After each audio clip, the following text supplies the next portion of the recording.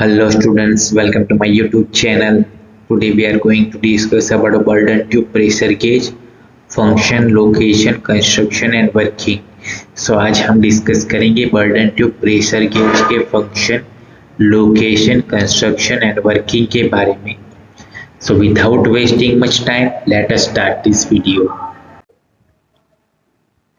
Function. It measures and indicates the steam pressure in the boiler. So basically burden tube pressure gauge होता है वो steam का pressure measure यानी कि मापता है एंड इंडिकेट यानी कि दर्शाता है. Location. It is mounted in front and top of the boiler cell so that it is easily visible to the operator.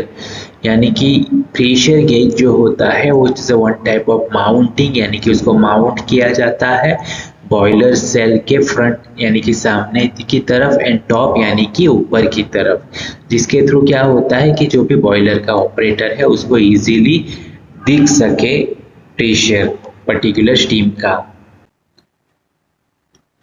Construction. So over here you can see the figure of the Burden tube pressure gauge. It consists of elastic metallic tube made from high quality phosphorus bronze. So यहाँ पे आप जो देख रहे हो burden tube वो basically elastic metallic tube होती है. वो basically high quality phosphorus bronze यानी कि उसका जो मटेरियल है हाई क्वालिटी वाला फोस्फोरस ब्रॉन्ज में से बनती है. It is of elliptical cross section and bend in the form of circular arc.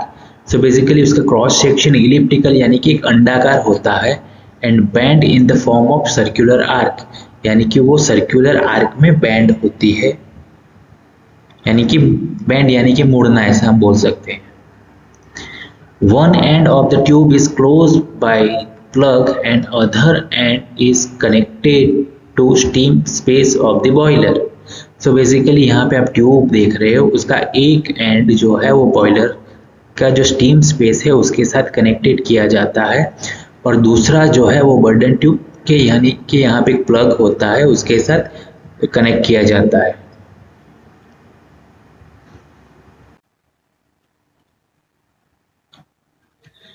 The pressure gauge is connected to the steam space of the boiler through U-tube siphon.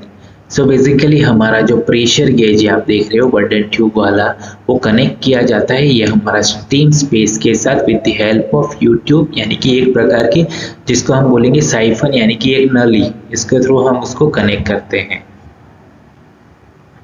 Siphon is filled with water which prevents the hot steam from entering the burden tube and keeps the gauge comparatively cool. So basically ये जो siphon होता है उसके अंदर water fill up किया जाता है. क्यों?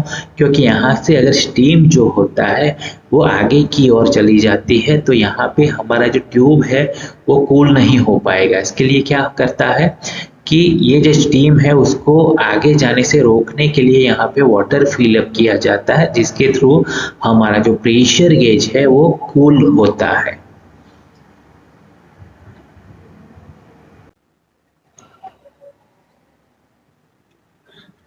The close end of the tube is attached by links to a tooth quadrant which in turn matches with a small pinion fitted on the central spindle. So यहाँ पे एक central spindle होता है जिसके ऊपर पिनियन लगा हुआ है.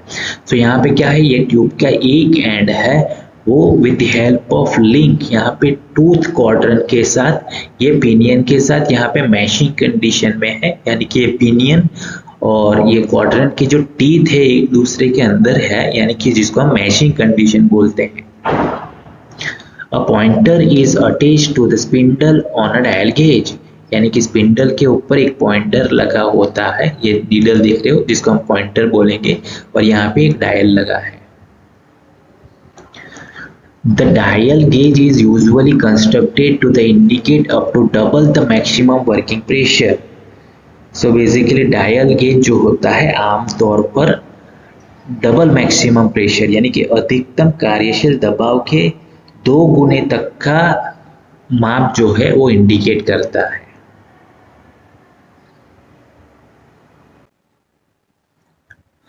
working. The steam pressure forces the water from the siphon tube into elliptical tube, and this causes the tube to become circular in cross section and straightens the tube, causing the tube at the end of to move outwards. So basically यहाँ पे क्या होता है कि जब भी steam का pressure बढ़ता है so with the help of siphon यानी कि ट्यूब के थ्रू वो आगे चला जाता है और ट्यूब में वाटर है तो उसके ऊपर वो फोर्स अप्लाई करेगा जिसकी वजह से हमारा जो इलिप्टिकल ट्यूब है वो सर्कुलर क्रॉस सेक्शन में चला जाएगा और स्ट्रेट होने का ट्राई करेगा, जिसके थ्रू क्या होगा कि उसका जो एंड है वो मूव करने लगेगा, यानी कि यहाँ पे प्रेशर अप्लाई होगा जिसकी वजह से ये क्वाड्रेंट और ये पिनियन मैशिंग कंडीशन में है वो मूव होगा, जिसके थ्रू हमारा नीडल जो है वो यहाँ पे प्रेशर इंडिकेट करेगा।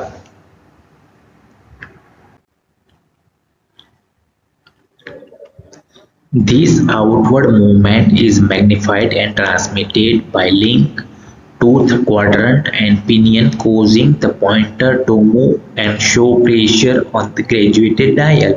So basically क्या होता है कि अगर स्टीम का प्रेशर इंक्रीज होता है तो वो यहाँ पे जो साइफन में वाटर फिलअप है उसके ऊपर प्रेशर अप्लाई करेगा, जिसकी वजह से ये जो बर्डन ट्यूब है हमारा जिसके ऊपर प्रेशर अप्लाई होगा, जिसके थ्रू यहाँ पे जो क्वाड्रेंट है जो पिनियन के साथ मैशिंग कंडीशन में है उसके ऊपर प्रेशर अप्लाई होने की वजह से ये हमारा नीडल जो है वो रोटेट होगा और यहाँ पे डायल के ऊपर हमें इंडिकेट करेगा प्रेशर।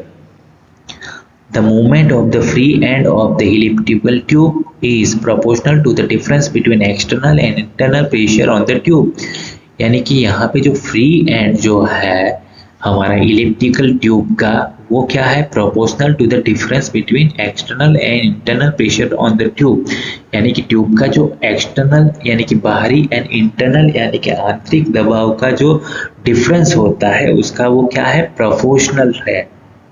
प्रोपोर्शनल को हम समानुपाती बोल सकते हैं।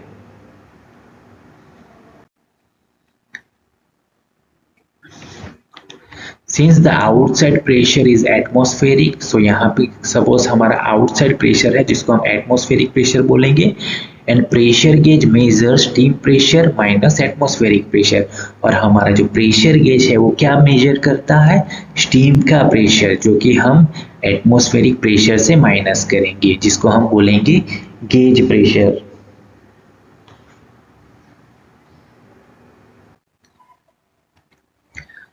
Thank you for watching. Like, comment, share and subscribe to my channel.